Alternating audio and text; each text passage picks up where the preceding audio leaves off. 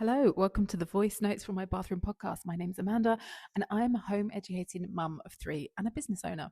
And I help ambitious women like you to make more of their days, to clear the mental clutter, ease the physical load, and to start doing more of what you love and less of what you don't love, or at least to make what you don't love faster, and so that you've got the time to do what you do want to do. Today, I want to talk to you. It's been a while since I had a podcast episode. Hello, my listeners who have been with me since the start. I want to talk about intentional versus accidental rest and why they're different and why you need more intentional rest.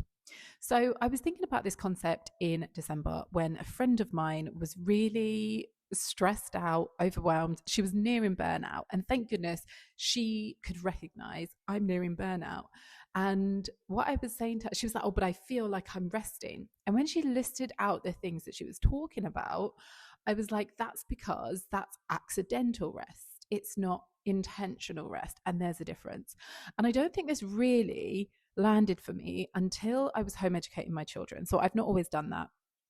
Even though I was home educated as a child, my children have gone to school, and this is now our second year of home education.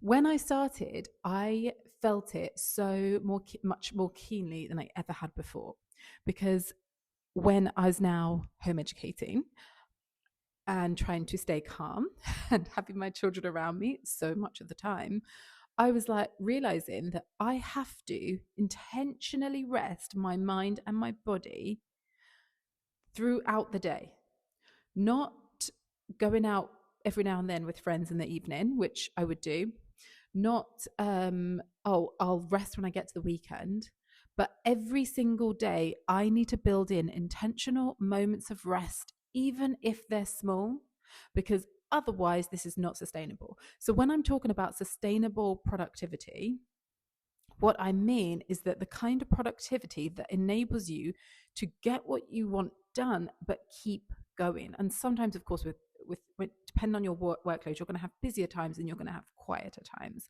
But if you want to keep going, it has to be sustainable. And the only way you can do that is by getting rest.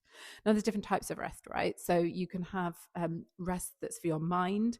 So resting your mind by doing something that doesn't overstretch it. So that means, maybe not doing work, or if it is something like work, it's creative or something you like absolutely enjoy doing. If you feel like that's restful to you, that might be the case.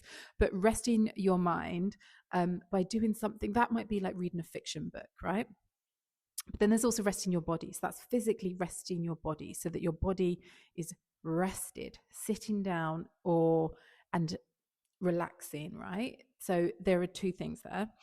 Then you've got rest that is solo, rest that is entirely like by yourself, on your own, not with other people. But then you might have rest that is with others, right? So if you go out with a friend, that might be relaxing, that might be restful, enjoyable for your mind, and it's with others, right? It's not solo rest, and it's not necessarily rest for your body if you're out and you've walked to go get dinner with them, but it's rest for your mind and rest with others. And so I'm sure everyone has their different definitions of rest, but this is how I think of it. And I'm looking at all of those things. You could say, oh, well, actually that's hobbies or enjoyment or personal relationships, whatever, but bear with me. Okay. So if we think about it in terms of those things being a type of rest. And then you've got accidental versus intentional rest, which is what I want to talk about. So accidental rest is what happens when your energy runs out before your to-do list does. So you collapse on the sofa. Well, not just before your to-do list does, but your energy runs out and your body or your mind is forcing you to do so, or you just get distracted, you fall into it. Accidental rest. You collapse on the sofa, or you scroll without meaning to, you fall asleep like with the lights on in your clothes because you haven't had enough sleep. And there's no shame, and we're not like, moralizing that this is a thing that happens. But that is not the same as intentionally going to bed early and getting a good night's sleep. If you say to yourself like, oh, I'm just going to spend 5 minutes on my phone, then you lose an hour, although you might be sitting down to rest your body, that is not the same. It's not going to have the same restorative benefits as resting your brain and your body by sitting down and having a coffee while you read a fiction book, even if it's only for 15, 20 minutes, even if it's only for 5 minutes. Having those key moments throughout the day makes all the difference in the world. So, what I would love to ask you, and you might think, well, I have no, if you have the kind of schedule where you don't get a lot of rest without your children, if you have children, then I totally get that because that's me. Um, but there are ways to build that in. So, for example, if you have reading time for everyone, maybe you set up something where you all have reading time together. We have a reading hour in the evenings. And that means I get to read too. It's not solo, but it is intentional. And I get to rest my mind and my body if I'm reading fiction. At the moment, I'm reading a different book. And so I feel like it's actually testing my mind. But do you see what I mean? So, how can you build in intentional rest? Every day at lunch, I sit down on my bed with, I have a book by my bed. I do sometimes scroll on my phone, but I have a book by my bed.